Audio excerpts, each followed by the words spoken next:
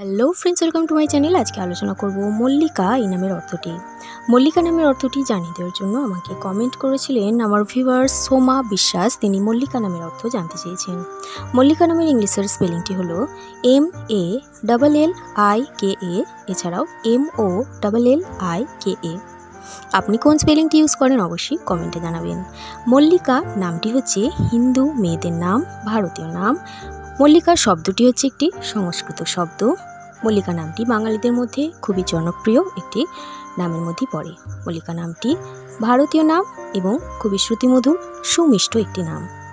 মল্লিকা এই নামের শুভ সংখ্যা 1, 2, 4, 6, 8। শুভ রং সাদা, গোলাপি, লাল। শুভবার রবিবার, বুধবার, শুক্রবার।